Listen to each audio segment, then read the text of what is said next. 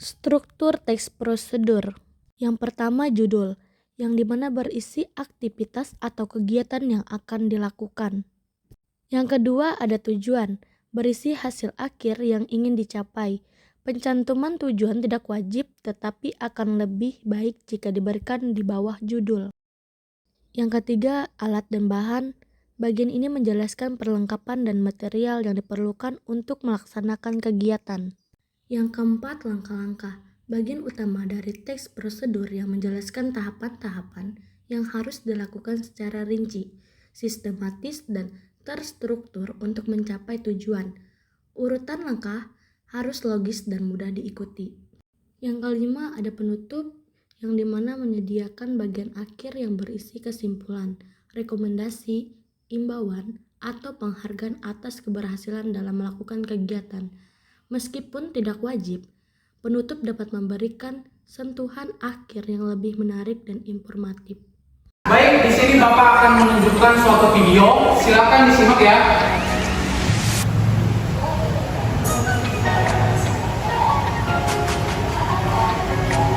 Dan Assalamualaikum warahmatullahi wabarakatuh. Halo anakku semuanya. Kali ini kita akan belajar mengenai teks prosedur. Bagaimana ya kira-kira teks prosedur itu? Yuk simak video berikut sampai selesai.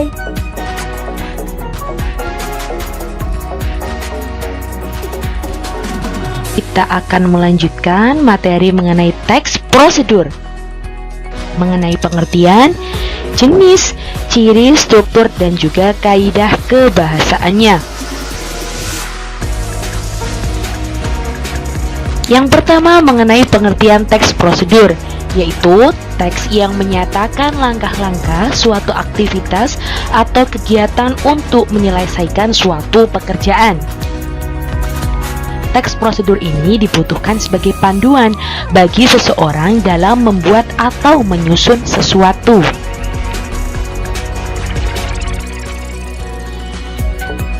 Jenis-jenis teks prosedur antara lain yang pertama yakni teks prosedur sederhana. Teks prosedur sederhana hanya berisi 2 atau 3 langkah saja. Contohnya, prosedur untuk mengoperasikan setrika. Yang kedua yakni teks prosedur kompleks. Teks prosedur kompleks ini terdiri atas banyak langkah dan jenjang untuk tiap tahapannya. Contohnya, prosedur pembayaran tilang oleh polisi. Dan yang ketiga adalah teks prosedur protokol, yakni teks prosedur yang langkahnya bisa dibolak-balik, tapi dengan tujuannya tetap bisa tercapai. Contohnya, cara memasak mie instan. Kadang kita kalau masak mie instan kan beda-beda. Ada yang dituang dulu bumbunya di dalam piring, ada juga yang menunggu mie-nya matang baru dituangkan bumbunya. Jadi tetap tercapai tujuannya, yaitu memasak mie, mendapatkan sebuah mie, tapi boleh prosedurnya dibolak-balik. Tapi ini hanya untuk teks prosedur protokol ya, bukan untuk teks prosedur sederhana dan juga kompleks. Selanjutnya mengenai ciri-ciri teks prosedur, yakni yang pertama menggunakan kalimat perintah atau yang disebut imperatif. Misalkan, jadikanlah, ikuti, berlarilah, matikan, nyalakan, tuangkan. Nah, itu termasuk contoh dari kalimat perintah atau imperatif. Yang kedua yaitu terdapat panduan langkah-langkah yang harus dilakukan. Namanya saja teks prosedur, pasti di dalamnya ada yang namanya langkah-langkah. Yang ketiga, menggunakan kata kerja aktif. Contohnya, ibu memasak soto, ibu menggoreng ikan. Nah, yang keempat, menggunakan kata penghubung atau konjungsi. Seperti dan, lalu, sehingga, kemudian, selanjutnya. Yang kelima, terdapat aturan dalam hal bahan atau kegiatan. Jadi, dalam teks prosedur pasti ada yang namanya alat dan bahannya atau kegiatannya, langkah-langkahnya ya. Dan yang keenam adalah menggunakan kata keterangan untuk menyatakan rincian waktu, tempat, dan cara. Contohnya, rebus mie selama kurang lebih 3 menit. Nah, ini mengandung kata keterangan atau rincian waktu, yaitu 3 menit. Contoh lainnya yaitu selanjutnya serahkan formulir permohonan tadi ke loket pendaftaran. Di sini menyatakan sebuah keterangan tempat yaitu loket pendaftaran. Dan yang terakhir adalah terdapat isi kegiatan yang harus dilakukan secara urut.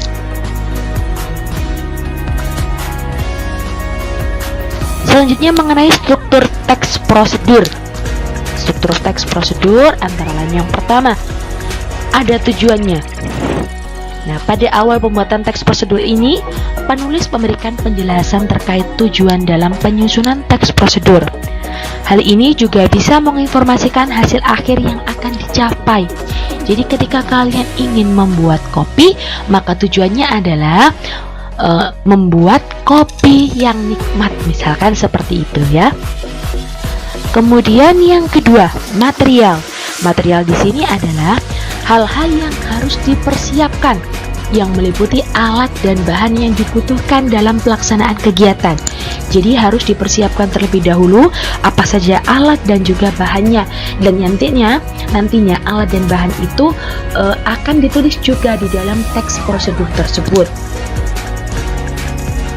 Yang ketiga ada langkah-langkahnya. Langkah-langkah ini merupakan hal yang harus dilakukan demi mendapatkan hasil maksimal sesuai dengan tujuan di awal tadi dari teks prosedur tersebut. Dan perlu digarisbawahi bahwa langkah-langkah yang dibuat ini harus secara berurutan. Selain itu, susunannya harus logis, sistematis, dan mudah dipahami oleh pembaca. Yang keempat ada penegasan ulang atau kesimpulan. Di sini merupakan bagian terakhir yang menjelaskan tentang kesimpulan dari prosedur yang telah kalian lakukan.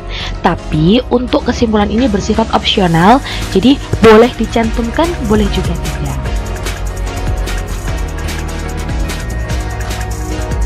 Yang selanjutnya mengenai kaidah kebahasaan. Bahasa apa saja sih yang harus ada dalam suatu teks prosedur? Yang pertama, kalimatnya. Kalimatnya harus imperatif, ada kalimat perintah yang merupakan diakhiri dengan tanda seru kalimatnya, seperti matikan kompor. Nah, di situ ada tanda serunya. Terus ada kalimat deklaratif, yaitu kalimat yang dikenal sebagai kalimat pernyataan, diakhiri dengan tanda titik. Seperti resep membuat bola keju ini bisa kalian praktekkan tanpa oven. Yang ketiga, kalimatnya interrogatif. Nah, ini digunakan untuk mencari informasi dengan diakhiri dengan kalimat tanya, tanda tanya, ya. Contohnya, berapa lamakah tapai ketan difermentasi agar rasanya pas? Gitu. Jadi, kadang ada teks prosedur itu dinyatakan juga dalam sebuah teks yang ada pertanyaannya. Gitu. Jadi untuk menarik minat si pembaca. Yang kedua, ada konjungsi atau kata hubung. Yang pertama ada konjungsi persyaratan, yaitu penghubung yang menyatakan syarat seperti jika, bila, andai, kalau, asalkan. Kemudian yang kedua, konjungsi temporal, yaitu menyatakan urutan waktu untuk langkah-langkahnya seperti kemudian, setelah itu, selanjutnya, lalu, gitu ya. Terus kaidah kebahasaan yang selanjutnya adalah ada numeralia, yaitu kata bilangan yang digunakan untuk mengurutkan langkah-langkah dalam teks prosedur. Seperti pertama, kedua, ketiga, dan seterusnya. Seperti kalau kita mau masak mie ya. Jadi ibu contohkan di sini yang simpel-simpel saja. Seperti kalau kita masak mie, pertama nyalakan kompor. Kemudian langkah yang kedua, tuangkan air dalam panci, tunggu sampai mendidih. Nah, seperti itu ya. Kemudian yang keempat ada pronomina, yaitu kata ganti. Ada pronomina penunjuk dan pronomina persona. Kalau pronomina penunjuk di sini untuk menggantikan benda seperti ini, itu, tersebut. Kalau pronomina persona menyatakan kata ganti orang seperti saya, kamu, kita, kalian. Yang kelima, pasti ada yang namanya kata kerja atau verba. Ada verba material, yaitu kata kerja berimbuhan yang mengacu pada sebuah tindakan atau perbuatan yang dilakukan secara fisik, seperti seperti mengupas, mengiris, memotong. Terus ada verba tingkah laku yang ditujukan lewat ungkapan, seperti tidak tampak aktivitasnya. Contohnya, menyukai, berpikir, menyetujui. Nah, ini adalah contoh teks prosedur sederhana, yaitu cara membuat kopi. Di sini Budian cantumkan tujuannya, yaitu ini ada awalannya. Kopi merupakan salah satu minuman yang banyak digemari orang. Biasanya orang minum kopi untuk mengusir rasa kantuk. Berikut ini bahan dan cara membuat segelas kopi yang nikmat. Nah, di sini ada tujuannya, yaitu membuat segelas kopi yang nikmat. Ada bahannya. Nah, di sini ada keterangan bahannya, ada keterangan alatnya berupa sendok, kemudian air panas pastinya pakai panci ya, dan lain sebagainya. Ada kompornya juga. Terus langkah-langkahnya yaitu ada masukkan kopi. Nah, di sini ada kata kerja aktif atau imperatif, yaitu masukkan ke dalam gelas. Ada keterangan waktunya. Ada keterangan tempatnya gitu ya, maaf ya. Terus tuang air panas dan aduk hingga merata sehingga kopi siap dinikmati. Jadi di sini mengandung kata imperatif, kemudian kata kerja, kemudian keterangan tempat, ada juga numeralia seperti 1 sendok makan, ada alat dan bahannya, ada tujuannya gitu ya. Nah, ini merupakan contoh teks prosedur yang sederhana. Jadi di dalamnya hanya ada beberapa langkah saja. Oke anak-anak sekalian, itu tadi merupakan penjelasan mengenai teks prosedur. Sampai jumpa di video selanjutnya. Tetap semangat belajar. Wassalamualaikum warahmatullahi wabarakatuh.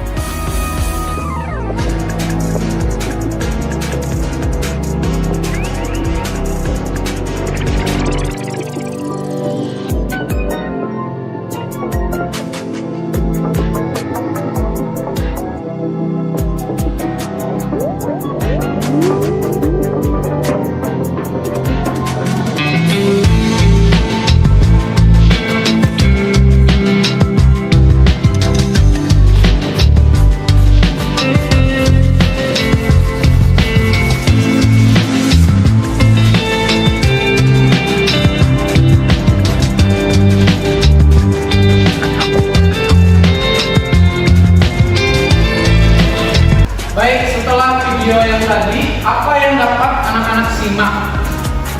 Pak, yang saya dapat dari video tersebut itu jenis dan ciri-ciri teks prosedur. Ada lagi yang bisa menjelaskan? Saya Pak, yang saya dapat dari video tersebut yaitu langkah-langkah dalam menyusun teks prosedur. Ya, bagus sekali ya. Berarti kalian sudah bisa menyimak video yang saya tayangkan tadi. Kedua, tahap pengorganisasian kegiatan. Guru membentuk kelompok dan siswa mendiskusikan terkait masalah yang disajikan oleh guru. Baik, selanjutnya silakan kalian mendiskusikan tentang masalah yang terkait di dalam video tersebut. Nah, masing-masing kelompok menyusun teks prosedur tentang filter air. Nah, teks prosedur yang disusun berdasarkan ciri teks prosedur, struktur dan kebahasaan yang terdapat di dalam teks prosedur. Baik Pak.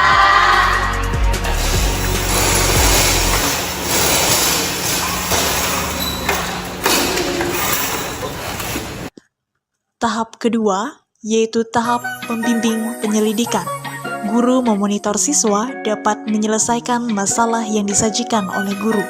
Dalam tahap ini, guru berperan untuk mendorong siswa mengumpulkan informasi yang sesuai dan melakukan eksperimen untuk mendapatkan penjelasan serta pemecahan masalah.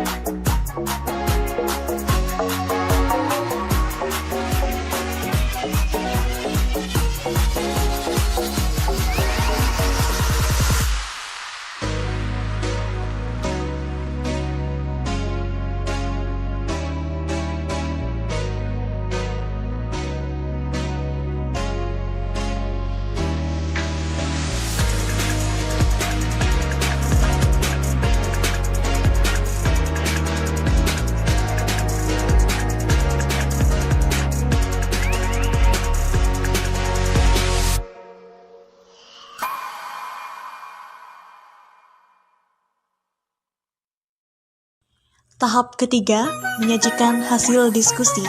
Dalam tahap ini, guru membantu siswa merencanakan dan menyiapkan bentuk laporan yang sesuai untuk menunjukkan hasil penyelidikan.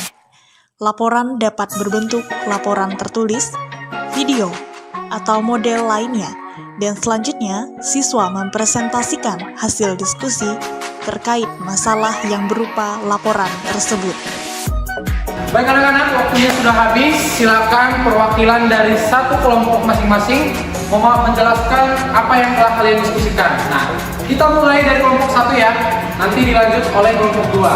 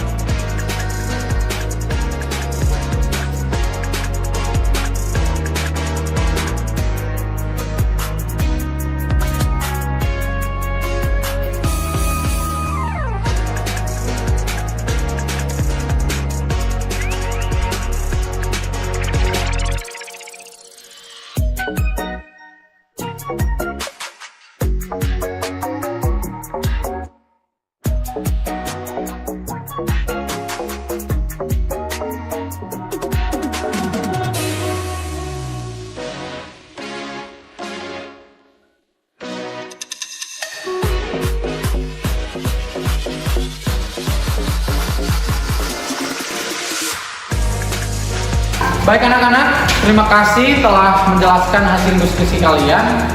Ya, saya pikir penjelasan dari kalian sudah cukup tentang teks prosedur ini ya. Tahap keempat, tahap analisis dan evaluasi dari diskusi peserta didik. Guru membantu siswa melakukan refleksi atau evaluasi terhadap penyelidikan dan proses-proses yang sudah dilewati. Baik, Bapak ingin membahas sedikit tentang hasil diskusi kalian tadi. Memang hasil diskusi kalian sudah cukup baik ya, tentang penyusunan teks prosedur filter air, karena sudah sesuai dengan langkah-langkah dan susunan-susunan yang memang seharusnya dilakukan dalam teks prosedur tersebut. Kegiatan pembelajaran terakhir yaitu kegiatan penutup yang terdiri atas tahap konstruksi dan refleksi. Tahap konstruksi ini guru menjelaskan kembali materi yang akan dipelajari kepada siswa. Pada tahap ini guru memberikan kesimpulan atas informasi yang telah disampaikan oleh siswa. Pada tahap ini, siswa hanya memperhatikan apa yang disampaikan oleh guru. Baik, apakah ada yang ingin bertanya? Kalau tidak ada, saya yang akan bertanya. Apa yang kalian dapatkan tentang pembelajaran kita pada hari ini? Baik, Doni, coba jelaskan. Baik, Pak. Jadi pembelajaran yang kita dapat pada hari ini adalah bagaimana langkah-langkah menyusun teks prosedur dan juga manfaat teks prosedur, yaitu memberikan panduan kita untuk melakukan suatu aktivitas secara teratur dan baik. Baik, terima kasih Doni. Coba satu lagi, Rida, coba jelaskan apa yang kamu ketahui pada materi kita yang kita pelajari hari ini. Baik, Pak.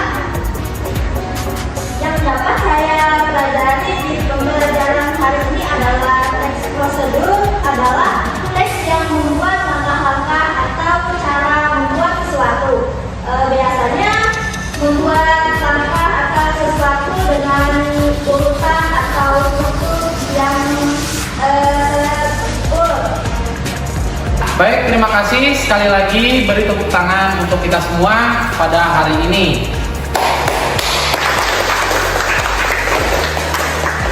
Baik, sekian pertemuan kita pada hari ini. Pertemuan selanjutnya akan kita lanjutkan di minggu depan. Pertemuan ini akan saya akhiri. Wassalamualaikum warahmatullahi wabarakatuh. Selamat siang.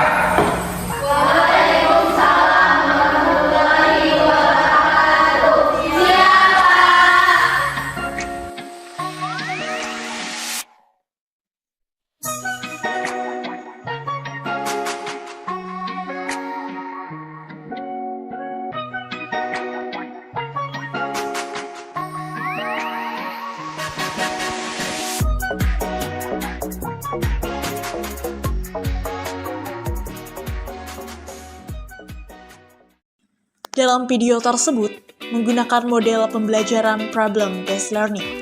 Problem-based learning adalah model pembelajaran berbasis masalah, yaitu suatu pendekatan yang ada di dalamnya terdapat serangkaian pembelajaran yang prosesnya dimulai dari adanya permasalahan, kemudian dipelajari untuk mendapatkan pengetahuan dan keterampilan. Ciri khas dari problem-based learning adalah melibatkan adanya instruktur atau pendidik dalam setiap penerapannya. Problem-based learning menekankan pada kolaborasi dan kerja tim yang dapat mempengaruhi kualitas pekerjaan yang dianalisis. Sebagai bentuk pembelajaran aktif, problem-based learning mampu mendorong pengetahuan dan mengintegrasikan pembelajaran di institut pendidikan dengan dinamika kehidupan nyata. Dengan begitu, peserta didik dapat belajar bagaimana mengembangkan pengetahuan yang fleksibel dan meningkatkan pengetahuan sendiri, keterampilan pemecahan masalah, memperoleh motivasi secara intrinsik, bertukar ide, dan berkolaborasi. Model problem-based learning dapat membangun kepercayaan diri peserta didik. Bukan hanya itu, peserta didik juga didorong berpartisipasi aktif dan memperluas pemahaman mereka. Model ini memberikan kesempatan kepada peserta didik untuk menguasai keterampilan pemecahan masalah, pemikiran, kerja tim, komunikasi, manajemen waktu, dan penelitian. Dalam model pembelajaran ini, terdapat dua metode yang digunakan, adalah ceramah dan diskusi. Metode ceramah adalah penerangan dan penuturan secara lisan oleh guru terhadap kelasnya. Murid mendengarkan dengan teliti dan mencatat hal-hal pokok dengan menggunakan alat bantu mengajar seperti media oleh guru. Metode diskusi adalah metode pembelajaran yang menghadapkan peserta didik pada suatu permasalahan. Tujuan utama metode ini adalah untuk memecahkan permasalahan, menjawab pertanyaan, dan memahami pengetahuan peserta didik, serta untuk membuat suatu keputusan. Kami harap video ini bisa mengedukasi dan bisa memberikan inovasi bagi setiap pihak yang menyaksikan. Sekian pemaparan pembelajaran problem-based learning yang dapat kami sampaikan. Terima kasih.